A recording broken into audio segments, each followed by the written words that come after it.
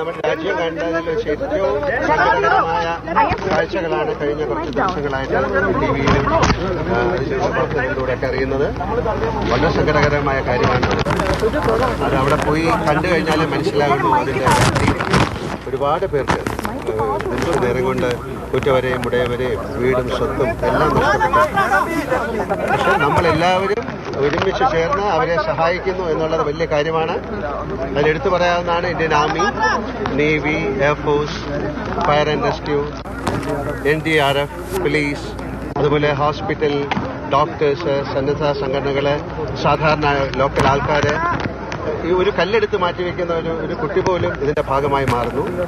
അപ്പോൾ എൻ്റെ കാര്യം എന്ന് പറഞ്ഞാൽ ഇവിടെ ആദ്യം എത്തിയത് ഞാനും കൂടെ ഉൾപ്പെടുന്ന 122 ഇൻഫൻട്രി ബറ്റാലിയൻ ആയിരുന്നു, TA മദ്രാസ്.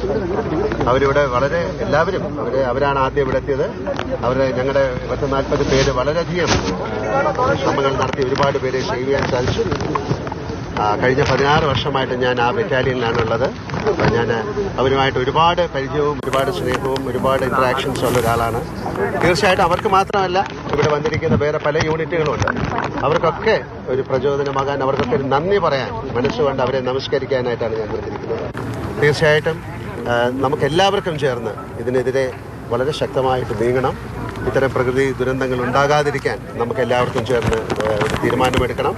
ഒരിക്കൽ കൂടി ഇതിൻ്റെ പ്രവർത്തിച്ച എല്ലാവർക്കും. ഇപ്പോൾ ഈ ബ്രിഡ്ജ് ഉണ്ടാക്കിയത് തന്നെ ഒരു വലിയ അത്ഭുതമാണ്. ഈ ബ്രിഡ്ജില്ലായിരുന്നെങ്കിൽ ആർക്കും മുകളിലേക്കോ താഴേക്കോ പോകാൻ പറ്റില്ല.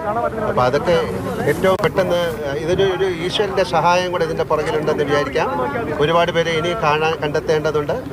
നമുക്ക് പ്രതീക്ഷിക്കാം അവരത് കണ്ടെത്താൻ സാധിക്കട്ടെ എന്ന്.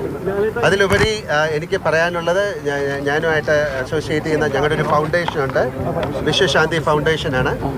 ഞാനത് ഇവിടുത്തെ പുനരധിവാസത്തിന് അല്ലെങ്കിൽ റീഹാബിലിറ്റേഷന് വേണ്ടിയിട്ട് ഇപ്പം നമ്മളൊരു 3 കോടി രൂപയാണ് കൊടുക്കാൻ തയ്യാറാകുന്നത്.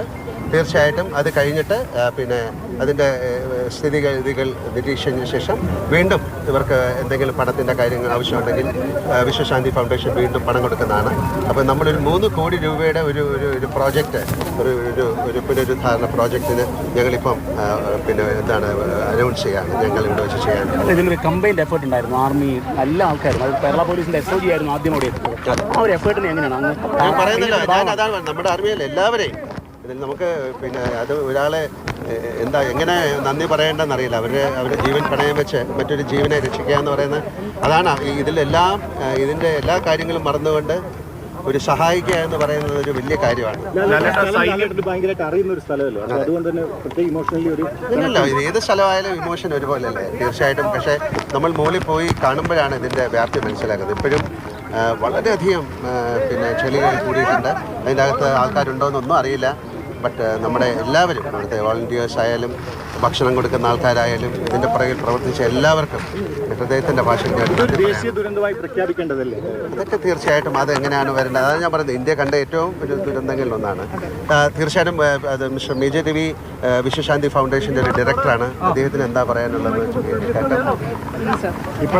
അത് മാത്രമല്ല, അദ്ദേഹം ഇതുപോലുള്ള ഒരുപാട് കാര്യങ്ങളിൽ പ്രവർത്തിച്ച ആളാണ്. ആർമിയിൽ ഒരുപാട് വർഷം ഉണ്ടായിരുന്ന ആളാണ്.